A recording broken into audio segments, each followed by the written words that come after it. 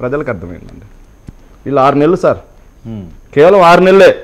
6 నెలల్లో వీళ్ళ భాగోతం మొత్తం ప్రజలకు అర్థమైపోయింది. 6 నెలల్లో ఇచ్చిన హామీలు మొత్తం అటకెక్కిందే కాకుండా సార్, ఇచ్చిన హామీలను ఎట్టాగూ అటకెక్కిచ్చారు. అది చంద్రబాబు నాయుడు గారికి వెన్నతో పెట్టిన విద్య. ఎలక్షన్స్కి ముందు చూపించడం, ఎలక్షన్స్ అయిపోయిన తర్వాత మేనిఫెస్టో డస్ట్బిన్లో వేయటం, ఇది బాగా తెలిసిన విద్య. మరి ఈ 6 నెలలు అదన్నా పక్కన పెట్టారు కదా. సరే ఏమన్నా చేస్తారా అంటే 5 ఏళ్ళు మ్యాండేట్ ఇస్తే ఈ 5 ఏళ్ళకి ఏం చేస్తామో చెప్పట్లా. సూపర్ 6 ఎప్పుడు ఇస్తామో చెప్పట్లా. 20 లక్షల ఉద్యోగాలు ఎప్పుడు ఇస్తామో చెప్పట్లా. వీళ్ళు చెప్పిన ఏ హామీని ఎప్పుడు నెరవేరుస్తామో చెప్పట్లా.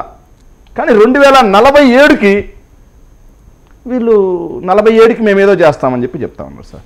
సార్ ఈరోజు రాష్ట్రంలో పరిస్థితులు ఎలా ఉన్నాయి, ఎందుకని చెప్పి ఇంత కాన్ఫిడెంట్గా చెప్తా ఉన్నాను సార్. గ్రామాన ప్యాకాట్ క్లబ్బులు, గ్రామాన ఇంటింటికి డోర్ డెలివరీ ద్వారా మద్యం సరఫరా, నిత్యావసర సరుకుల ధరలైతే అటకెక్కి కూర్చున్నాయి.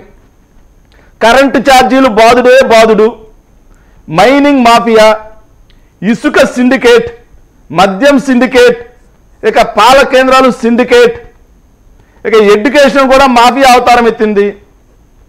ఇక అప్పుల గురించి మాట్లాడుకుంటే ఎంత తక్కువ మాట్లాడుకుంటే అంత మంచిది.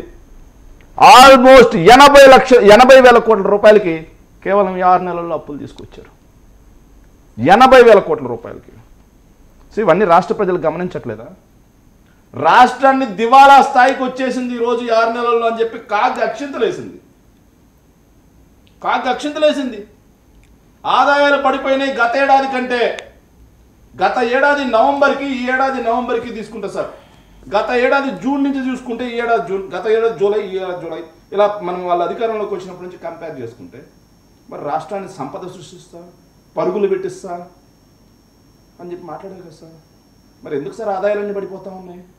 మా ప్రభుత్వ హయాంలో జిఎస్టీ వసూళ్లు 10% నవంబర్కి పెరిగితే 20 సో ఇదే ధీమా జగన్మోహన్ రెడ్డి గారికి, ఈ ధీమాతో జనాల్లోకి వెళ్తున్నారా? మేము చెప్తాం, మొత్తం చెప్తాం సార్.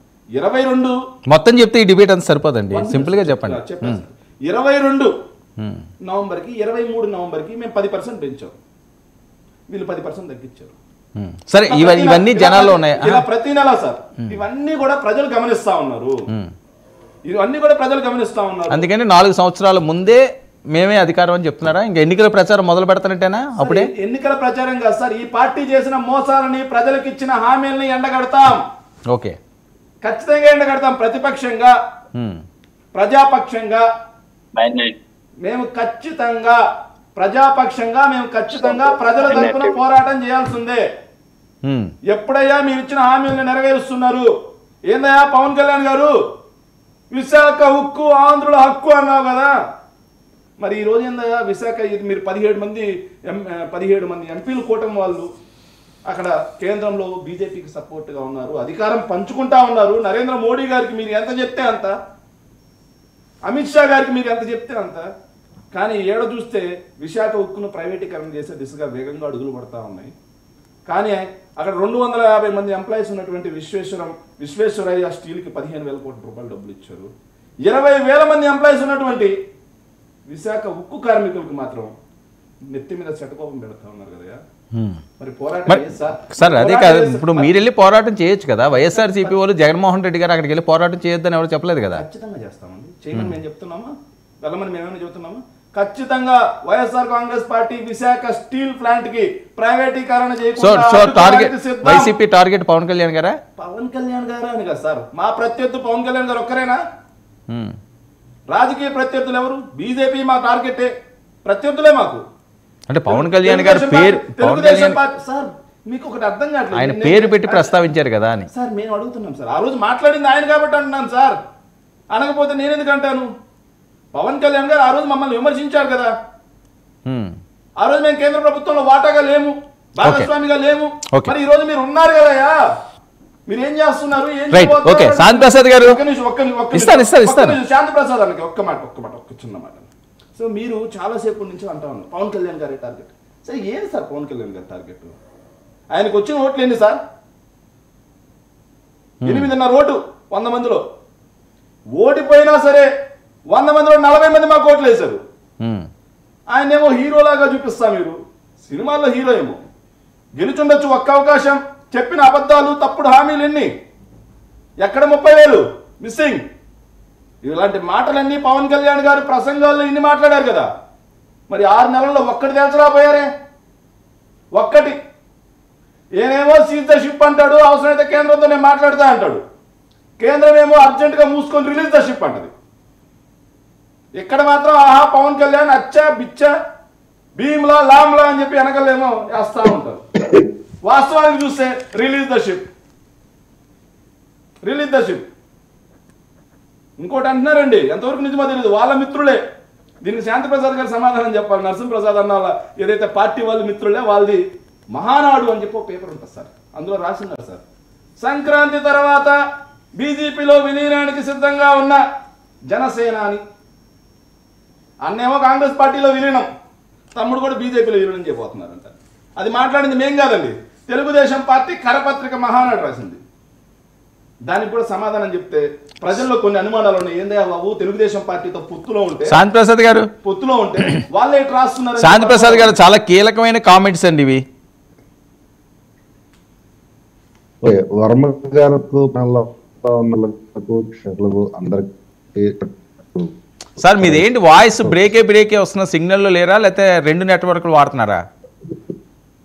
మీ దగ్గర బ్రేక్ వస్తుంది, పీసీఆర్ వస్తుందా? నాకు ఇంకొకటి కొద్దిగా అటు ఇటుగా ఫ్రీజ్. సార్ మీరు సార్ కట్ అయ్యి జాయిన్ అవ్వండి, పీసీఆర్ చెక్ చేయండి. నరసింహప్రసాద్ గారు మీ తప్పుల్ని ఎండగట్టడానికి జగన్మోహన్ రెడ్డి గారు ముహూర్తం ఫిక్స్ చేశారట. సార్ అంటే ఈ రోజు సెలవు కాబట్టి ఆయన కొంచెం ఫ్రీగా ఉంటే ఏదో మాట్లాడినట్టున్నారు సార్. మనకు తెలిసిందే, మనిషి ఆశాజీవి. రేపు ప్రాణం పోతుందంటే కూడా ఈరోజు ధైర్యంగా ఉండమ్మా, నీకేం కాదని చెప్తాం మనం. ఆ విధంగా ఆయన ఏదో చనిపోయి ఇంకా పాడి మీద ఉండే పార్టీని కాపాడుకోవడం కోసం ఏదేదో చెప్తా ఉంటాడు. తిరిగి మళ్ళా మనమే అధికారం అంటాడు, మళ్ళా 175 అంటాడు.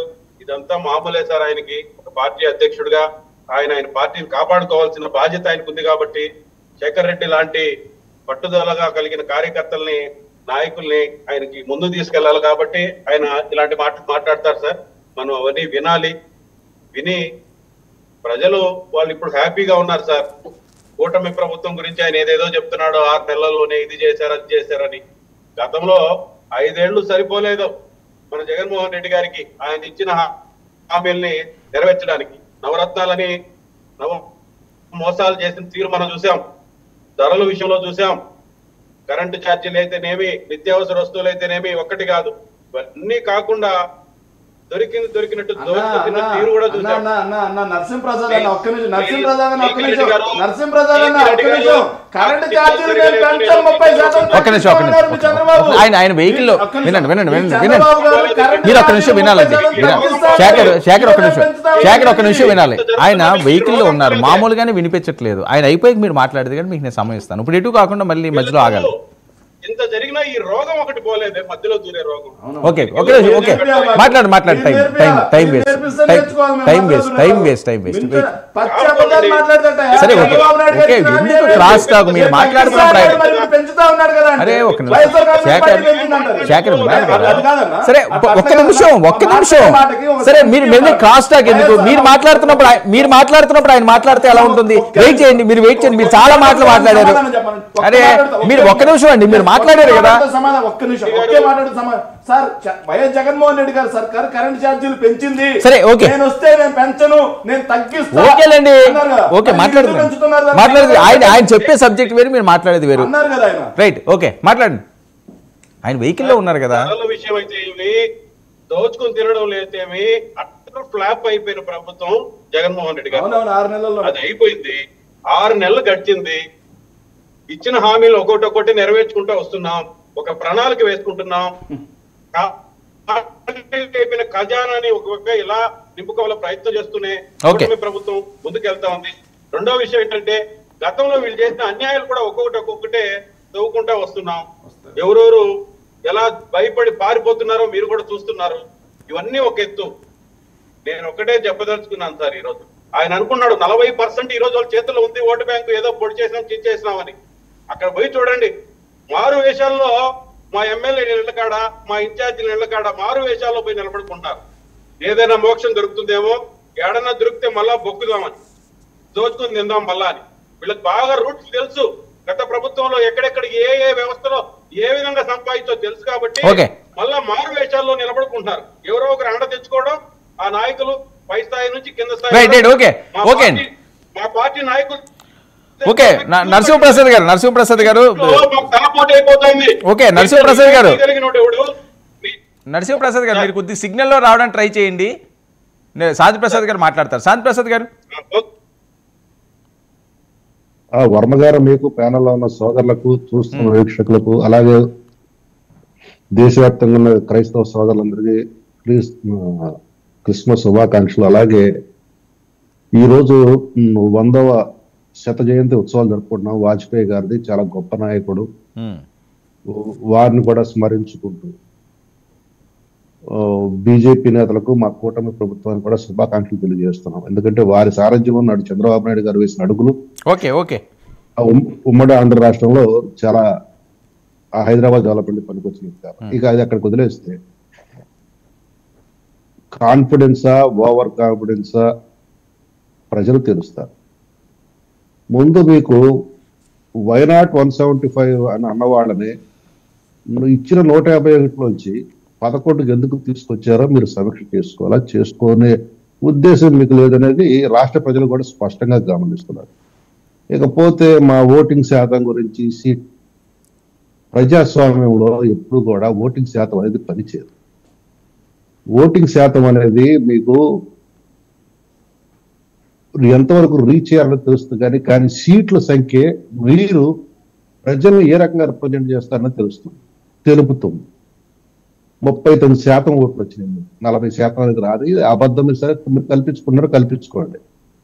మీకు వచ్చిన 39% ఓట్లు, కానీ మాకు వచ్చిన ఓట్లు మీరు 164 నియోజకవర్గాల్లో కూడా, మేము పోటీ చేయని 21 నియోజకవర్గాల్లో కూడా మా ఓటింగ్ ఉంది. మీరు దాని కలపట్ల కేవలం మేము పోటీ చేసిన స్థానాల్లోనే కలుపుతూ ఉన్నారు. సరే, ఆనందాన్ని మేము ఎందుకు కాదంటాం? మీ యొక్క ఆనందం ఆ రకంగా ఆనందపడితే పడండి, మాకేం అభ్యంతరం. ఇప్పుడు తెలుగుదేశం పార్టీ అభ్యర్థులు గెలిచిన చోట బీజేపీ ఓటింగ్ ఉంది, జనసేన ఓటింగ్ ఉంది. జనసేన గెలిచిన చోట బీజేపీ ఓటింగ్ ఉంది, తెలుగుదేశం ఓటింగ్ ఉంది. ఇట్లా 175 నియోజకవర్గాల్లో కూడా కూటమికి చెందిన పార్టీల యొక్క ఓటింగ్ శాతం ఉంది. కేవలం గెలిచిన స్థానాల్లో ఉన్న ఓటింగ్ శాతాన్ని పరిగణించి మీరు లెక్కలు కడతారంటే మీ ఆనందాన్ని మేమెందుకు కాదని అలా కానిచ్చుకోండి. కానీ 30% సీట్స్ ఓటింగ్ వచ్చినప్పుడు మరి 11 సీట్లకి ఎందుకు పరిమితం అయ్యారు? మాకు ఆఫ్టర్ ఆల్ అంటున్నావు కదా 8% అని. మరి 21 సీట్లతో మేము వచ్చాం. మరి ఆఫ్టర్ ఆల్ 21తో మేము ఎందుకు తెచ్చుకున్నప్పుడు మీరు చాలా డబ్బు వేసుకునే 39తో మీరు ఎన్ని సీట్లు రావాలా? కాబట్టి ఈ యొక్క అంకెల గారడీలతో ఇంకా ప్రజలను మభ్యపరచాలని ఏదో మీకు మీరు జబ్బలు తెచ్చుకోవాలనుకుంటే మీ బుజ్జికత్తులు పెట్టుకోండి, మాకు అభ్యంతరం లేదు. ప్రజలు కదా అల్టిమేట్ గా చూసేది, ప్రజలు కదా నిర్ధారించేది, ప్రజలు కదా ఎవరికి ఆదరణ, గౌరవం ఇవ్వాలనేది, పట్టం కట్టాలనేది వాళ్ళు చూస్తున్నారు. మేము ఇచ్చిన హామీలు కూడా వాళ్ళు చూస్తున్నారు. మీరు ఇచ్చిన హామీలు కూడా ఏంటో వాళ్ళు చూశారు. మాట తిప్పను, మడవ తిప్పను వాడు ఏ రకంగా మడవ తిప్పాడు అనే దాన్ని కూడా చూశారు. అవన్నీ ఇప్పుడు చెప్పుకుంటూ పోవాల్సిన అవసరం మాకు లేదు. ఎందుకంటే ప్రజలు తిరస్కరించిన తర్వాత వాళ్ళ గురించి మేమేంటి మాట్లాడేది? మేము ఇంట్లో వెళ్తున్నాము అనే దాని గురించి మేము చెప్పమంటే మేము చెప్తాం. మాకు మొదటగా అభివృద్ధి అనే దాని మీద మేము దృష్టి కేంద్రీకరిస్తున్నాం సార్. అభివృద్ధితో కూడిన సంక్షేమం, తర్వాత శాంతి భద్రతలు, ఈ 3 ప్రధాన ధ్యేయంగా ముందుకు అడుగులు వేస్తాం. అభివృద్ధి అనేది మీకు ఒక్కసారిగా కనపడదు. అది ఒక దీర్ఘకాలిక, స్వల్పకాలిక, మధ్యకాలిక ప్రణాళికలు వేసుకుంటూ వెళుతూ ఆయా సమయాలను బట్టి దాని యొక్క ఫలితాలు కనపడతా ఉంటాయి. ఇప్పుడు ఈ కూటమి ప్రభుత్వంలో మధ్యకాలిక, దీర్ఘకాలిక పథకాల ద్వారా ముందుకు వెళుతుంది. అవి ఏమిటంటే పోలవరం నిర్మాణం పూర్తి చేయటము, అమరావతి రాజధాని పూర్తి చేయటము, ఇక యువతకు ఉద్యోగ ఉపాధి అవకాశాల కల్పన. ఓకే, కాదండి, జమిలీ ఎన్నికలు వచ్చేస్తున్నాయట, మీరు అనుకున్నవన్నీ సాధ్యం అవుతాయా ఈ 2 సంవత్సరాల్లోని? వాళ్ళ కాన్ఫిడెన్స్ జమిలీయే కదా చెప్పాడు సార్ 2 సంవత్సరాలని. మరి 27లో ఎన్నికలని చెప్పి జగన్మోహన్ రెడ్డి గారే చెప్తున్నారట. 27లో ఎన్నికలు వస్తున్నాయి, మీరు రెడీ అవ్వండి అని జగన్మోహన్ రెడ్డి గారు చెప్తున్నారట. ఎవడు చెప్పాడు? 2029లో జరిగేది ఎలక్షన్లు సాధారణ ఎన్నికలు. ఎవరో ఏదో కళ్ళ కంటే ఆ కళను మా మీద రుద్దాలని ప్రయత్నం చేసేట్లాగా ఎవరు చెప్పాడు మీకు? జగన్మోహన్ రెడ్డి గారండి, ఆయనే చెప్తున్నారు కదా 27 ఆయన సిద్ధమవ్వండి. కళ్ళ కనమనండి. ఆయన ఏం చెప్పాడు? 5 సంవత్సరాలు తల్లి పెట్టి పడుకుంటే రగ్గు కప్పుకొని 5 సంవత్సరాలు గడిచిపోతాయి అన్నాడు కదా. ఎన్నికలు అయిపోగానే పడుకోమండి, మాకేంటి? కళలు కనమనండి, మాకేంటి? ఆయన కళలు ఆయన ఇష్టం, మాకేం ఫరక్ పడదు. ఎలక్షన్లు వచ్చేది 2029లో. ఇది ఈ రోజు నిర్ధారించిన అంశం కాదు, 10 సంవత్సరాల కింద నిర్ధారించిన అంశం. 2029 కల్లా జమిలీ ఎన్నికల్లో ఒక అంకం పూర్తయితే నెక్స్ట్ వచ్చే ఎలక్షన్స్ కి దేశవ్యాప్తంగా ఒకే విధానంలో ఎలక్షన్ జరుగుతాయి. 1 నేషన్ 1 ఓట్ అనే విధానంలో. కాబట్టి మాకు ఆ భయం లేదు, మాకు ఆ యొక్క ఆలోచన లేవు. 2029లోనే సాధారణ ఎన్నికలు వస్తాయి దేశవ్యాప్తంగాను. అందులో జమిలీగా కొన్ని రాష్ట్రాలకు ముందు జరుగుతాయి. కొన్ని రాష్ట్రాలు కొంత కాలం పొడిగించడం జరుగుతుంది. వాటికి సంబంధించిన రాజ్యాంగ సవరణ ఏమి చేసుకోవాలి. ఓకే, జగన్మోహన్ రెడ్డి గారు జనాల్లోకి వస్తున్నారట, పర్లేదా? తట్టుకోగలరా? ప్రతిపక్షం ఇప్పుడు తను ఒక్కడే కదా ఈ రోజు ప్రతిపక్షంలో లేకపోయినా నేతగా ఉన్నాడు. రావాలి, జనాల్లో తిరగాలి, తిరిగి తన విధానాలంటే చెప్పుకోవాలి, తను ఎందుకు ఓడిపోయాడో తెలుసుకోవాలి, తన ప్రజలు ఏ రకంగా తెలుసుకోవాలి కదా. కాబట్టి ఏంటి కాదండి, సాక్షికే మొత్తం యాడ్స్ ఇచ్చేసారు, 376 కోట్లు ఏదో అని, మిగతా వాటిలన్నిటికీ 26 కోట్లు ఎంతో ఇచ్చారని అది పెద్ద ప్రచారం అవుతుంది. అందులో కూడా ఏవో పెద్ద పెద్ద కేసులు అవుతున్నాయి. దాని మీద కేసు నమోదైంది, విచారణ జరుగుతుంది. విచారణ పూర్తయిన తర్వాత వివరాలు పూర్తిగా సహేతుకంగా బయటకు వస్తాయి. మన కళ్ళకి ఆ రోజుల్లో కనపడే కేవలం 2 పత్రికలకే వార్డు వాలంటీర్ల ద్వారా ఇచ్చి ఏ రకంగా చేయించుకున్నారో ఇవన్నీ మనకు తెలిసినవే కదా. పత్రిక సేల్స్ ఎట్లా పెంచుకున్నారు, పత్రికల్లో ఆ యొక్క ప్రకటనలు ఎట్లా చేసుకున్నారు. ఒకప్పుడు విజయసాయిరెడ్డిను రోజారాణి అనుకుంటాను ఒక మాట అనేవాళ్ళు, మా వాడికి పబ్లిసిటీ పిచ్చలేదు అని చెప్పుకున్నారు. మరి ఎంత పబ్లిసిటీ పిచ్చి ఉందనేది అక్కడ కనపడింది స్పష్టంగా 5 సంవత్సరాల పాటు. సో ఇటువంటి విషయాల మీద మేము దృష్టి పెట్టాం. మా దృష్టి అంతా కూడా అభివృద్ధితో కూడిన సంక్షేమము, శాంతి భద్రతల అంశంలో మేము ఎక్కడా కూడాను ఎవరైనా సరే టాలరేట్ చేసే పరిస్థితి లేదు. సరే ఏంటి మరి? ఓకే, ఎవరిని టాలరేట్ చేయరు, ఎవరిని ఏమి అనరు, చాలా మంచిగా పాలన మీరు సాగిస్తుంటారు. బెదిరింపులు చేస్తున్నారట, నాయకులు బెదిరింపులు చేస్తున్నారట, అక్రమంగా కేసులు పెడుతున్నారట, రోజా గారు. ఒక్క నిమిషం ఆగండి, నేను ఏం చెప్తాను ముందే మీరు ఎట్లా ఉపయోగిస్తారు. కానీ మేము నాగరిక సమాజంలో ఉన్నాము, నాగరికంగా ప్రభుత్వాన్ని నడుపుతున్నాము, చట్టాలు మేము ఫాలో అవుతాము, రాజ్యాంగబద్ధంగా నడుస్తాం. కాబట్టి మేము ఏదైనా సరే చట్టపరంగా లోబడి మా విచారణలు కానీ మాకు సంబంధించిన న్యాయ ప్రక్రియ కానీ ఉంటుంది తప్పితే హై హ్యాండెడ్నెస్ ఉండదు. గోడలు దూకెళ్ళి అరెస్ట్ చేయటాలు, అర్ధరాత్రి అరెస్ట్ చేయటాలు, ఎవడు పడితే ఆడ మగ తేడా లేకుండా, వయసు తేడా లేకుండా అరెస్ట్ చేయటాలు, ఇట్లా ఉండవు. మేము వాళ్ళకి చట్టబద్ధంగా ఉన్న అన్ని అవకాశాలు, చట్టం ఉన్న అన్ని అవకాశాలు వాళ్ళు వాడుకునేలా మేము అవకాశం ఇస్తున్నాం. వాడుకున్నోడికి సరే, వాడుకున్నోడు వాడు కర్మ వాడు అనిపిస్తాడు. ఏది కూడా ఒక సివిలైజ్డ్ సొసైటీలో సివిలైజ్డ్ ప్రక్రియ, చట్టబద్ధ ప్రక్రియతో, ఎందుకంటే శాంతి భద్రతల పరిరక్షణలో ఇది ఒక భాగం. బాహ్య సమాజానికి కనపడాలి. ఇక్కడ శాంతి భద్రతలు చట్టబద్ధంగా ఉన్నాయి, న్యాయ ప్రక్రియకి ఎక్కడ తూష్టిగా భావంతో లేకుండా ఉన్నాయి అనేది బయట ప్రపంచానికి తెలియాలి. దానికోసం మేము చట్టబద్ధ. ఓకే, మీకు ఇష్టమైన మీ ప్రాంతంలో ఉన్న పేరు నాని గారు ఏంటి అండర్ గ్రౌండ్కి వెళ్ళిపోయారట? బెదిరిస్తున్నారా, భయపెడుతున్నారా? మరి నిన్నటిదాకా తొడగొట్టాడు కదా సార్, ఇప్పుడు ఆ తొడ ఎక్కడ ఉందో మరి ఆయనే చూసుకోవాలి, మాకెందుకు సార్? ఒక పనికిమాలిన విధానం నుంచి మాకు అనవసరం అతను వ్యక్తి గురించి. ఎందుకంటే అతను చరిత్ర, రాజకీయ చరిత్ర మేము 2009లోనే అతను చరిత్ర సమాప్తం చేయాలనుకున్నాము. అదృష్టం బాగుంది, 14లో వచ్చాడు, 19లో వచ్చాడు. సరే, ఇప్పుడు రాజకీయ చరిత్ర మేము అతను దాదాపు సమాప్తి చేస్తాము. We will take care of it, no doubt about it. అందుకని అతను 2019 ఎన్నికల్లో, అతను 24 ఎన్నికల్లో పోటీ చేయలేదు. పోటీ చేయకుండా దాన్ని ఖచ్చితంగా పరాజయం పాలవుతుంటే కొడుకును అడ్డం పెట్టుకున్నాడు. నిజంగా అతను అంత దీశాలి మగవాడు అయితే మరి ఎలక్షన్ నిలబడాల్సింది. ఓకే శేఖర్, ఎలక్షన్లో నిలబడాల్సింది, దీశాలంటే 2 చోట్ల ఓడిపోయింది. మన కింద మచ్చ కనిపించదండి సార్. పోటీ చేసిన 2 చోట్ల, అది పార్టీ అధ్యక్షుడు సార్ పోటీ చేసిన 2 చోట్ల ఓడిపోతే ఆ మచ్చ మాత్రం మనకు కనిపించదు. ఈరోజు బీజేపీ, తెలుగుదేశం, జనసేన ముగ్గురు ప్రత్యక్ష పొత్తు, వేరే వాళ్ళతో పరోక్ష పొత్తు. గెలిచినంత మాత్రాన మిగతా వాళ్ళంతా కించపరిచిన వాళ్ళే. మాజీ మంత్రివర్యులు ఆయన పట్టుకొని పనికి మాలినోడు. మళ్ళీ మేమేమన్నా అంటే మాత్రం కుక్కబట్టి ఏడుస్తారు. శేఖర్ రెడ్డి నీకు తెలుసో తెలీదో, నువ్వు మా ప్రాంతానికి రా, ఏ ఒక్కడైనా కల్పించి చూడు, అతని గురించి ఏం మాట్లాడతారు విను, విన్న తర్వాత మాట్లాడు. నువ్వు మా ప్రాంతానికి రాన్నా, నువ్వు మా ప్రాంతానికి రా, పవన్ కళ్యాణ్ ఎన్ని బూతులు తిడతారో ప్రజల్లో నేను వినిపిస్తా.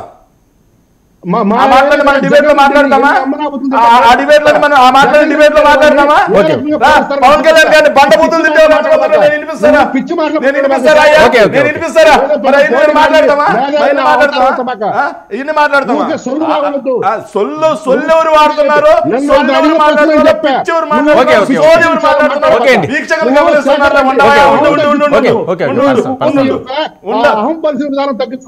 అహం ఎవరుకుందయా? అధికార అహం పట్టింది నీకు, అధికారం మదం పట్టింది నీకు, అధికారం మదం పట్టింది. 4 బీపీ మాత్రలు వేసుకో,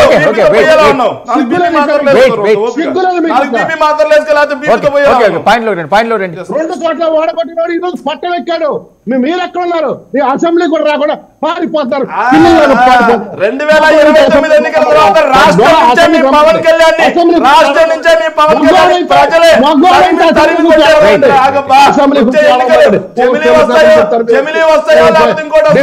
పవన్ కళ్యాణ్ ని రాష్ట్ర ప్రజలే రాష్ట్రం బహిష్కరణ తరిమి కొట్టే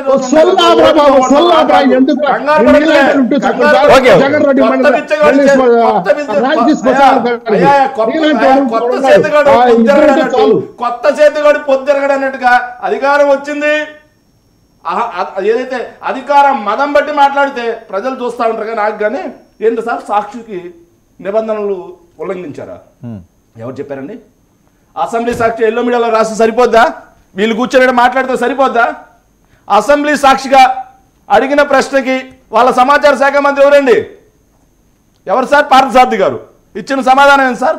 నిబంధనల మేరకు మాత్రమే అన్ని పత్రికలకి చెల్లింపులు జరిగాయి గత ప్రభుత్వ హయాంలో అని చెప్పేసి ఎందుకు ఇచ్చారు మరి? ఇంకో మాట సార్, అసలు కనీసం అక్కడ కూర్చున్నారు, యాడ్స్ ఎట్లా ఇస్తారో కూడా తెలియకుండా మాట్లాడేస్తారు. సమాచార శాఖ నిబంధనలు, ఆడిట్ బ్యూరో ఆఫ్ సర్క్యులేషన్, దీని ఆధారంగా ప్రభుత్వ యాడ్లు ఇస్తారు సార్. ఏదైతే సర్క్యులేషన్ ఎక్కువ పేపర్స్ ఉన్నాయో, ఏ పేపర్కి ఎంత సర్క్యులేషన్ ఉంది దాన్ని బట్టి ఏదైతే ప్రభుత్వ యాడ్లు ఇవ్వడం అనేది ఏ రాజకీయ పార్టీ అధికారంలో ఉన్నాయని సర్వసాధారణం సార్. 25 కోట్లు మిగతా అన్ని పేపర్లకి, సాక్షికి 400 కోట్ల సార్. గత 5 ఏళ్లలో సాక్షికి ఇచ్చినటువంటి యాడ్ల విలువ 443 కోట్ల రూపాయలు. 443 కోట్ల రూపాయలు. అందులో 104.85 కోట్ల రూపాయలు సాక్షికి పెండింగ్ ఉంది ఇంకా. అది అట్ ది సేమ్ టైంలో ఇది 5 ఏళ్లకు సంబంధిస్తారు. కానీ ఈనాడు పేపరు లాస్ట్ 1.5 సంవత్సరం మాకు ప్రభుత్వ యాడ్లు వద్దని చెప్పింది. ఎందుకంటే ప్రభుత్వం ఎన్ని ఉద్యోగాలు ఇచ్చిందో ముందు వరుసలో చూపించాలి సార్. సాక్షి యాడ్లో ఏదైతే ప్రభుత్వం ఇచ్చిన యాడ్లో ఈనాడు పేపర్ వేయాలి, లోపల మాత్రం అసలు ఉద్యోగాలు వేయలేదని చెప్పి రాస్తారు కదా. ప్రజలు ఎక్కడ తిరస్కరిస్తారు అని చెప్పేసి ప్లాన్డ్గా సాక్షి ఏదైతే ప్రభుత్వ యాడ్లు తీసుకోవాలి. ప్రభుత్వ యాడ్లు 1.5 సంవత్సరం తీసుకోకుండా కేవలం 3.5 ఏళ్లకే ఈనాడికి చెల్లించింది 243 కోట్ల రూపాయల విలువైనటువంటి యాడ్లని ఈనాడికి ఇచ్చింది గత ప్రభుత్వం. అందులో 50 కోట్ల రూపాయలు పెండింగ్ ఉన్నాయి. సాక్షికి 100 కోట్ల రూపాయలు పెండింగ్ ఉన్నాయి. మరి 25 కోట్లు అని చెప్పి ఒక ఆయన వచ్చి మాట్లాడతారు. సాక్షికి దోచిపెట్టారని చెప్పి ఒక ఆయన వచ్చి మాట్లాడతారు. ఈనాడు పేపర్కి ఇచ్చినటువంటి 243 కోట్ల రూపాయలు ఈనాడికి జగన్మోహన్ రెడ్డి గారు దోచిపెట్టారని చెప్పి మాట్లాడండి. మాట్లాడండి అయ్యా. నిబంధనల మేరకే అన్ని సక్రమంగా జరిగాయని అసెంబ్లీలో మాట్లాడతారు. ఎందుకంటే రికార్డుల్లో ఉంటుంది కాబట్టి. బయట ప్రెస్ ముందుకు వచ్చి ఎవరి నోటికి వచ్చిన మాట వాళ్ళు. ఒక ఆయన 25 కోట్లు అన్ని పత్రికలకు అంటాడు, ఇంకొక ఆయన అన్ని పత్రికలు కలిపి 1 కోటి రూపాయలని ఇంకొక ఆయన అంటాడు. అధికారంలోకి వచ్చారు. ప్రజలకు మీరు ఇచ్చిన హామీల్ని ఎంత మేరకు మనం నెరవేరుస్తున్నాం? తొడగొట్టిన పేరు నాని గారు ఇప్పుడు అండర్ గ్రౌండ్కి వెళ్ళిపోయారు. అండర్ గ్రౌండ్ అని ఎవరండి? ఏదైతే అండర్ గ్రౌండ్ అని మీకు ఎవరు చెప్పారు? అండర్ గ్రౌండ్ అంటే పాత సినిమాల్లో చూపించినట్టుగా డెన్ను కింద లోపలికి పోయి అండర్ గ్రౌండా సార్? ఆయన ఏదైతే న్యాయ సహాయం పొందడం కోసం కోర్టులతో అలాగే న్యాయ నిపుణులతో చర్చల్లో ఉన్నారు. సో మీ మీడియా ముందుకు వచ్చి మాట్లాడకపోయినంత మాత్రాన, ప్రెస్ మీట్లు పెట్టకపోయినంత మాత్రాన అండర్ గ్రౌండ్కి వెళ్ళిపోయినట్టేనా? ఏంటో సార్ నాకు అర్థం కాదు. కొత్తగా అండర్ గ్రౌండ్ అనే మాటలు మాట్లాడతారు. మరి వీళ్ళంతా గత ఏదైతే మా పరిపాలన హయాంలో ఉన్నప్పుడు వీళ్ళంతా హైదరాబాద్కే పరిమితమే అన్నారు కదా, అప్పుడు కూడా అండర్ గ్రౌండ్ అని మేము మాట్లాడలేదు. హైదరాబాద్ పరిమితం అవడం ఏంటి? చంద్రబాబు నాయుడు గారు హైదరాబాద్ నుంచే కదా, లోకేష్ గారు హైదరాబాద్లో లేరా, పవన్ కళ్యాణ్ గారు హైదరాబాద్లో లేరా, జగన్మోహన్ రెడ్డి గారు బెంగళూరు పోగానే నొప్పి వచ్చేస్తుంది వీళ్ళకి. మా శాంతి ప్రసాద్ లాంటి వాళ్ళకి అయితే మామూలుగా నొప్పి రాదు, మామూలుగా నొప్పి రాదు వీళ్ళకి. సిగ్గు శరం ఎవరికి లేదు, సిగ్గు శరం ఎవరికి లేదు, మానవ రోషం ఎవరికి లేదు. రోజు జెండా, రోజు పార్టీ జెండా పొగాల మోసే జెండా తెలుస్తుందిలేబ్బా. రోజు పార్టీ జెండా, రోజు పార్టీ జెండా, నోటి నుంచి రోజు ఒక పార్టీ అజెండా తెచ్చే జెండా కూలీలు మీరు, జెండా కూలీలు అర్థమైకులైనటువంటి మీరు వచ్చి అర్థమైకులు జెండా కూలీలు మీరు వచ్చి మాకు సిగ్గు శరం మాట్లాడట, సిగ్గు శరం మాట్లాడట. రోజు పార్టీ భుజం జెండా, రోజు పార్టీ జెండా, రోజు అజెండా. సిగ్గు శరం ఎవరికి ఉండాలో తెలుసుకో, సిగ్గు శరం ఎవరికి ఉండాలో తెలుసుకో. రోజుకో పార్టీ, ఓకే పర్సనల్ గా వద్దురండి, రోజుకో పార్టీ అజెండా, రోజుకో పార్టీ జెండా భుజాన మాట్లాడుతున్నా ఉండవా? సిగ్గు శరం అంట, సిగ్గు శరం, సిగ్గు శరం ఉంటే సార్ జనసేన పార్టీకి సిగ్గు శరం ఉంటే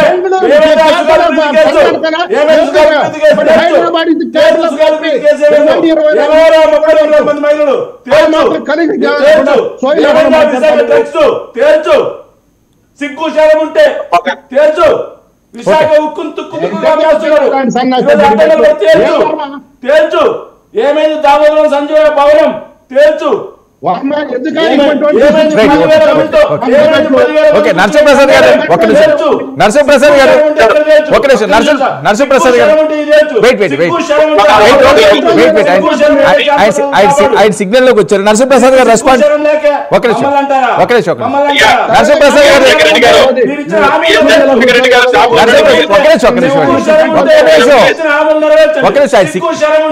మీరు చెప్పిన హామీలను నెరవేర్చి నరసింహప్రసాద్ గారు, నరసింహప్రసాద్ గారు రెస్పాండ్ ఒక నిమిషం, నరసింహప్రసాద్ గారు రెస్పాండ్. అదే ఒక నిమిషం, శేఖర్ శేఖర్ చెప్పారు కదా, శేఖర్ ఆయన వెహికల్ లో ఉన్నారు కదా. ఆగండి అయ్యా, ఆగండి రెడ్డి గారు, మీ ఆవేశం తెలుసు మాకు. వెయిట్ చేయండి, ఆయన మాట్లాడండి. శేఖర్ వినాలి, మాట్లాడినండి ఆయన. అసెంబ్లీ నుంచి పారిపోయాడు, సిగ్గు శరం లేవు కానీ సిగ్గు శరం ఉంటే సుగాలి ప్రీతి కేసు ఏమైందో తేల్చు. శేఖర్ ఆయన మాట్లాడుతున్నారు, టీడీపీ ఆయన మాట్లాడుతున్నారు, టీడీపీ ఆయన మాట్లాడుతున్నారు. సిగ్గు శరం ఉంటే ఆనాడు తల్లి చెల్లికి న్యాయం చేయలేదు అన్నారు కదా, ఈ రోజు ఎవరయ్యా, ఎవరయ్యా అల్లు అర్జున్, ఎవరయ్యా అల్లు అర్జున్, అల్లు అర్జున్ ఎవరు, అల్లు అర్జున్ ఎవరు, పవన్ కళ్యాణ్ గారి మొట్టమొదటి సినిమాకి, పవన్ కళ్యాణ్ మొట్టమొదటి సినిమాకి ప్రొడ్యూసర్ అల్లు అరవింద్ వాళ్ళ కొడుకు. మరి ఈ రోజు ఆ కేసుల్లో ఇరుక్కొని ఇబ్బంది పడుతున్నారుగా. పరామర్శకు కూడా ఆనాడు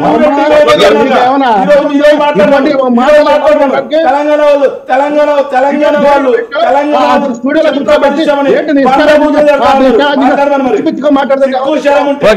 సిగ్గు శరం ఉంటే ఈరోజు తెలంగాణలో చూడు వచ్చి నిలబడి నరసింహప్రసాద్ గారు, నరసింహప్రసాద్ గారు సింగిల్ గా ఇవ్వండి, ఆయన సింగిల్ గా ఇవ్వండి, నరసింహప్రసాద్ కి ఇవ్వండి. ఇది ప్రతి ఇంట్లో చూస్తా ఉంటారు సార్ ఈ డిబేట్. ఎందుకు ఇంత ఘోరంగా అరుస్తున్నాడు ఆయన? ఓకే అరే వెయిట్ అండి, వెయిట్ శేఖర్ నేను మ్యూట్ చేస్తానండి, వెయిట్ కంప్లీట్ చేయండి. ఆయన వెహికల్ లో ఉన్నారు కదా, ఆయన సిగ్నల్ రావట్లేదు. అరే ఆయన సిగ్నల్ రావట్లేదంటే మీరు మళ్ళీ మధ్యలో క్రాస్ టాక్ చేస్తారు, మాట్లాడండి. సార్ మాకు మీరు ఒకసారి డిబేట్ పిలిస్తే అవకాశంగా భావిస్తాం మేము, దాన్ని కూడా ఆయన హరించేస్తున్నాడు. ఆయన ఒకటే బాధపడుతున్నాం సార్. ఈ రోజు ఇంతకుముందు శాంతి ప్రసాద్ గారు అన్నట్టు మీరు ఓడిపోయిన దాంట్లో వచ్చి గుణపాఠం ఏం నేర్చుకున్నారు? నాకు తెలిసి కించిత్ కూడా నేర్చుకున్నట్లేరు, ఇంకా దిగజారిపోతున్నారు రోజు రోజు. చేతులు కట్టుకొని కూర్చోవాలా? మాట్లాడితే 10 మందితో పొత్తులో ఉండి 10 పార్టీల జెండాలు మోసేవాళ్ళు చాలా తప్పది. అనే మాట ఆయన మాట్లాడితే తప్పలేదు. నేను దాన్ని అడిగితే తప్పు వచ్చిందా మీకు? ముందు శాంతి ప్రసాద్ గారు చెప్పండి. శాంతి ప్రసాద్ గారు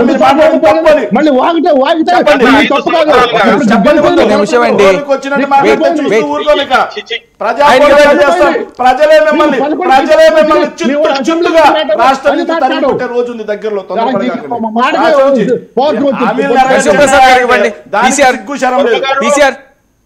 ఆయన సింగిల్ గా మాట్లాడండి సార్. గత 5 సంవత్సరాలుగా ఆయన గురించి చూసేశాం, ఆయన పరిపాలన చూసేశాం. కానీ ఆయన ఇప్పుడేదో జనంలోకి వస్తున్నాడు, వాళ్ళ పార్టీని చక్కదిద్దుకోవడానికో ప్రజలను బాగుపరచడానికో అవేర్నెస్ తేవడానికో అనుకుంటున్నారు, సంతోషం. గత 5 సంవత్సరాలు పరదాలు చాటు తాగిన ఆయన పబ్లిక్ లోకి రావాలి, ప్రజలే దేవుళ్ళు, ఏదైనా గెలుపుకు కానీ ఓటమికి కానీ ఈ ప్రభుత్వాలు నిర్ణయించేది ప్రజలే అని ఇన్నాళ్లకు ఆయన గుర్తించి ప్రజల్లోకి రావడాన్ని మేము స్వాగతిస్తున్నాం. దయచేసి రమ్మనండి, వచ్చి ఎక్కడైనా ల్యాప్సెస్ ఉంటే నిజాయితీగా నిబద్ధతతో చెప్పమనండి. అందుకే మేము కూడా కోరుకుంటాం సార్. ఆయన మొన్నటి వరకు కూడా మేము రిక్వెస్ట్ చేశాం, రండి అసెంబ్లీకి రండి, ప్రజా సమస్యలు మాట్లాడమని చెప్పాం. రాకుండా మీరేదేదో మీ పనులు మీరు చేసుకుంటూ ఈరోజు ఈ కనీసం డిబేట్ లో కూడా మనశ్శాంతి లేకుండా, అందుకే తెలియదు కానీ ప్రజలు రమ్మనండి. ప్రజలు న్యాయ నిర్ణేతలు హ్యాపీగా ఉన్నారు ఈ ప్రభుత్వంలో, అది కూడా ఆయన చూసి కనువిప్పు తెచ్చుకుంటాడు. కాబట్టి యాజ్ ఎర్లీ పబ్లిక్ లోకి రమ్మని నా తరపున, మా పార్టీ తరపున ప్రజల పక్షాన రిక్వెస్ట్ చేస్తున్నాం జగన్మోహన్ రెడ్డి గారికి. కాకపోతే నేను ఒకటే చెప్తున్నా, మీ అనుభవాల నుంచి మేము కూడా కొన్ని గుణపాఠాలు నేర్చుకున్నాం. ప్రభుత్వాలంటే ఎలా ఉండకూడదో మీ గురించి నేర్చుకున్నాం. ఓకే, 151 సీట్లు ఇస్తే దాన్ని దుర్వినియోగం చేసుకున్న తీరు మా కళ్ళ ముందు కనిపిస్తూనే ఉంది. అందుకే మా 164 కూడా మేము అప్రమత్తతగానే ఉంటాం. ఎక్కడన్నా చిన్న పొరపాట్లు జరిగితే ఈ గత ప్రభుత్వం చూసి నేర్చుకొని అలా చేయకూడదనే మేము నిర్ణయానికి వచ్చాం. కాబట్టి మా మంత్రులకి, మా ఎమ్మెల్యేలకి, మా నాయకులకి మేము కూడా పదే పదే చెప్తూ ఉంటాం, విడిసిపడకూడదు. అధికారం ఇచ్చిన ప్రజలే దేవుళ్ళు, వాళ్ళకు కావాల్సిన సౌకర్యాలు ఉన్నప్పుడే, వాళ్ళు ప్రశాంతంగా ఉన్నప్పుడే, వాళ్ళు సంతోషంగా సుఖశాంతులతో ఉన్నప్పుడే మనం మనుగడ సాగిస్తాం అని గతాన్ని చూసి నేర్చుకున్న వాళ్ళగా మేము ఎప్పటికెప్పుడు చెప్పుకుంటుంటాం సార్. మేమేం విడిసిపడడం లేదు, మాకు అధికార దాహం లేదు, అధికారం వచ్చిందని మేమేమి విర్రవీగడం లేదు. కాబట్టి రాబోయే రోజుల్లో 4.5 సంవత్సరం ఉంది మా చేతిలో, అద్భుతమైన పరిపాలన ఇచ్చి మేమేమైతే హామీలు ఇచ్చామో ప్రతి ఒక్కటి నెరవేర్చే దిశగా మేము ముందుకెళ్తాం. జగన్మోహన్ రెడ్డి గారి దగ్గర నుంచి, వాళ్ళ పార్టీ దగ్గర నుంచి మేము నేర్చుకునే పరిస్థితుల్లో మాత్రం లేం. గతాన్ని మాత్రమే తీసుకుని మేము గుణపాఠంగా నేర్చుకుని ముందుకెళ్తామని ఈ సందర్భంగా తెలియజేస్తున్నాను. ఎక్కడైనా సరే చిన్న ల్యాబ్స్ ఉంటే నిర్మాణాత్మకంగా తెలపండి. మా ప్రభుత్వం దాన్ని సరిదిద్దుకునేదానికి, ప్రజలకు మంచి చేసేదానికి మాత్రమే మేము ఉంటామని ఈ సందర్భంగా తెలియజేస్తున్నాం. శేఖర్ రెడ్డి గారు, మరొకసారి చెప్తున్నాను, క్రమశిక్షణతో డిబేట్లకు రండి. మాకు క్రమశిక్షణ గురించి ఆయనకి నేర్పి అన్న ఫస్ట్. క్రమశిక్షణ గురించి మీ పక్కన నేర్పి అన్న ఫస్ట్.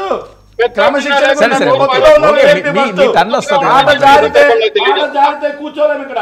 ఆయన పుట్ట బెదిరింపులకు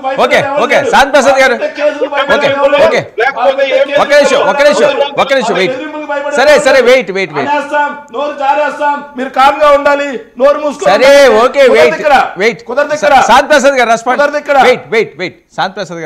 ఆయన మాట్లాడాడు తప్పు మాట.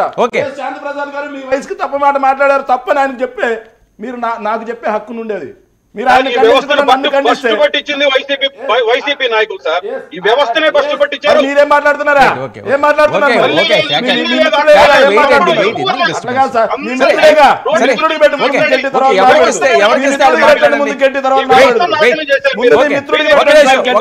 మీ మిత్రుడికి పెట్టండి సార్ గట్టి. తర్వాత నా గురించి మాట్లాడండి. శేఖర్ 1 minute. శాంతి ప్రసాద్ గారు రెస్పాండ్.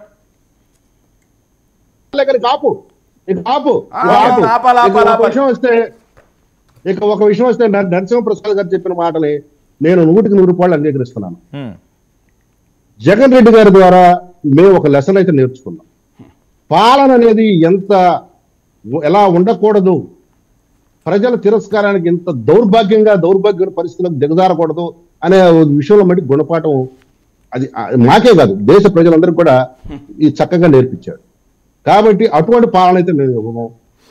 అధికార ప్రతినిధులకు వచ్చి 5 సంవత్సరాల పాటు విర్రవీగుతూ మాట్లాడి ప్రతిపక్ష పార్టీలని వాళ్ళ నాయకుల్ని తోలనాడేట్టుగా మేము తోలనాడు. కాకపోతే అంటే వారు సమయం పాటిస్తే మేము సమయం పాటిస్తాం.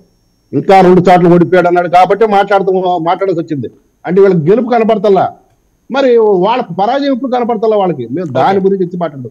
ఇకపోతే హైదరాబాద్ అనేది జూన్ 2, 2024 వరకు ఆంధ్రప్రదేశ్ రాష్ట్ర రాజధాని అనే స్పృహ లేకుండా మాట్లాడితే అసలు బెంగళూరు అనేది ఆంధ్రప్రదేశ్ రాజధానా? ఇక అది వాళ్ళు నిర్ణయించుకోవాలి. ఇక ఆంధ్రాలో ఎవరు ఉంటున్నారో, ఆంధ్ర ప్రాంతం అని దేన్ని అంటారో ఇక వాళ్ళే నిర్ణయించుకోవాలా. ఇకపోతే జనాలకు జగన్ రెడ్డి గారు వస్తానంటే నిజంగా స్వాగతిస్తాం.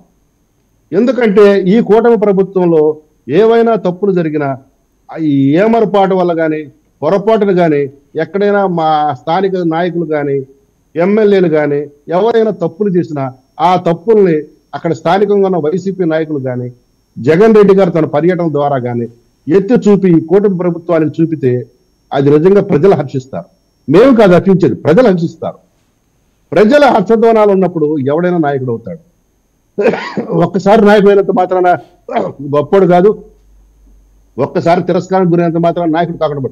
మీకు అటల్ బిహారీ వాజ్పేయి అత్యంత ప్రబల ఉదాహరణ. మొదటిసారి 13 రోజుల పాటు ప్రభుత్వంలో ఉన్నాడు, తర్వాత 13 నెలలు. కానీ తర్వాత ఈ రోజు దేశం గుర్తించేలా గర్వించేలా దేశాన్ని ఎక్కడికో తీసుకెళ్ళిన నాయకుడు అటల్ బిహారీ వాజ్పేయి. మన కళ్ళ ముందు ప్రబల ఉదాహరణ కనబడుతుంది. ఒకప్పుడు తిరస్కరణ గురైన అటల్ బిహారీ వాజ్పేయి ప్రబల ఉదాహరణ. కాబట్టి తిరస్కరణ అనేది ఎప్పుడు కూడా యాడిస్టిక్ కాదు, ఏదో ఒకసారి గౌరవించారన్నంత మాత్రం అది యాడిస్టిక్ కాదు. నిరంతరం ప్రజలు మన గురించి ఏమనుకుంటున్నారు అదే మనం చూడాలా, ఆ భావనతోనే మనం వెళ్ళాలా. అయితే ఈ రోజు మేము అధికార పక్షంలో ఉన్నాం కాబట్టి, మేము ఇచ్చే పొజిషన్ ఉన్నాం కాబట్టి, మేము ఇష్టంలో ఎక్కడైనా లోపాలు జరిగితే ఆ లోపాలను ఎత్తి చూపడానికి వాళ్ళకి అధికారం ఇచ్చారు ప్రజలు. వారికి ఆ పాత్రని సక్రమంగా సవ్యంగా పోషిస్తే నిజంగా ప్రజాస్వామ్యం సక్రమంగా పోషిస్తారా ఏంటి మీ కార్యాచరణ శేఖర్? సక్రమంగా అంటే సార్ నాకు అర్థం కాదు. నేను అడుగుతున్నాను కదా, నిర్మాణాత్మకంగా అడగమన్నారు, నేను అడిగిన దానికి ఒక్కదానికి సమాధానం చెప్పరు. ఏమైంది సార్ సుగాలి ప్రీతి గారి కేసు? ఎంత సుగాలి ప్రీతి గారి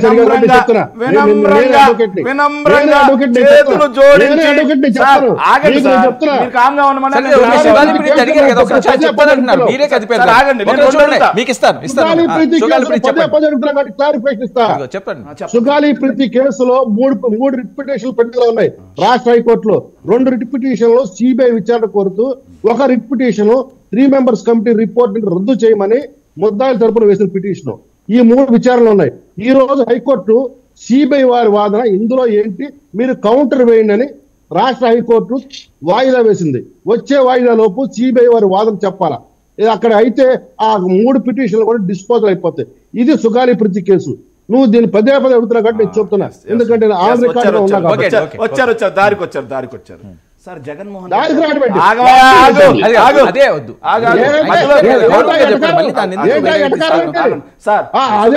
గారి హత్య కేసు ఎప్పుడు జరిగింది సార్? చంద్రబాబు నాయుడు గారి పీరియడ్ లో జరిగింది. చంద్రబాబు నాయుడు గారి పీరియడ్ లో జరిగింది. జగన్మోహన్ రెడ్డి గారి హయాంలో కూడా రిట్ పిటిషన్ పెండింగ్ లోనే ఉన్నాయి. సిబిఐ చేతిలోనే ఉంది.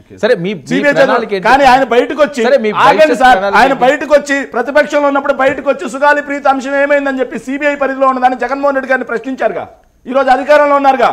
ఏం న్యాయం చేశారు? కోర్టు పరిధిలో మేమున్నప్పుడు కోర్టు పరిధిలో లేదా?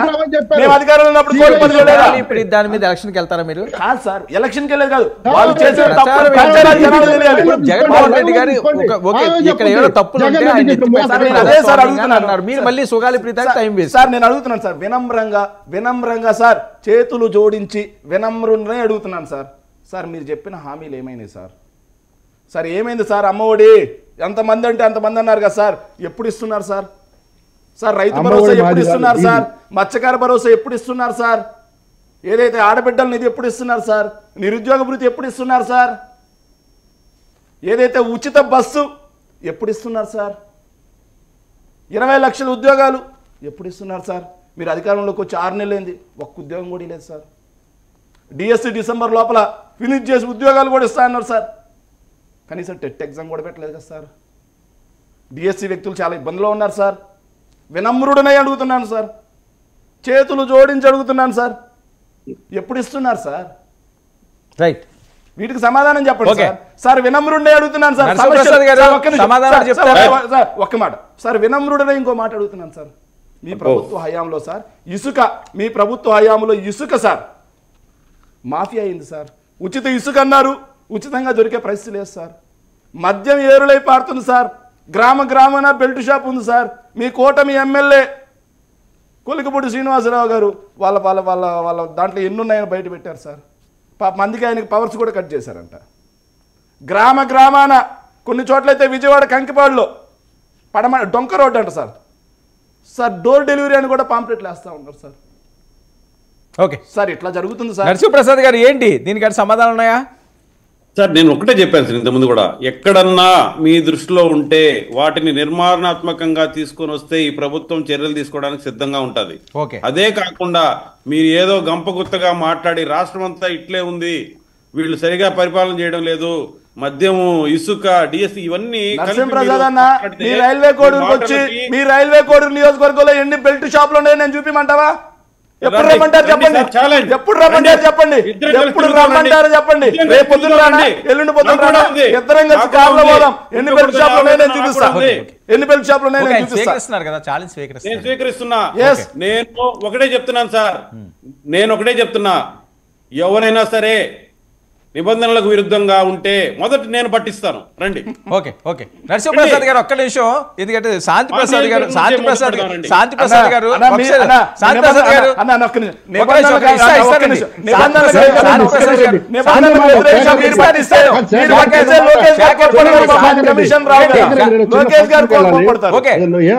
ఏమనుకోవద్దు.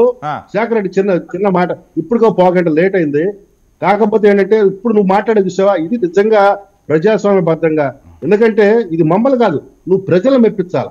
మమ్మల్ని మెప్పించకపోవడం అది అనవసరం, ప్రజలను మెప్పించాలి. ఇప్పుడు నువ్వు అడిగిన విధానం చూసావా, ఇది వాస్తవం, ఇది కరెక్ట్. ఇట్లా అడిగితే నిజంగా మీకు మంచి మార్కులు పడతాయి. మేము కూడా ఈ డిబేట్ చూస్తున్న తెలుగుదేశం కానీ, జనసేన కానీ, బీజేపీ ప్రభుత్వ పెద్దలు కూడా దీన్ని గమనిస్తారు. వాస్తవాలు ఉంటే నువ్వు చెప్పిన అంశాల్లో మీకు తెలుస్తారు. ఇది మేము కోరుకునేది ప్రజాస్వామ్యబద్ధంగా. ప్రజాస్వామ్యంగానే ప్రశ్నిస్తా ఉన్నాం సార్. కాకపోతే తమరికి బీపీలు వచ్చి నరసింహప్రసాద్ గారు ఇలా కూర్చోలేదు సార్. మీరు అట్టిస్తే మేము అట్టున్నరేసి ఇస్తాం, అట్టిస్తే అట్టున్నరేస్తాం మేము.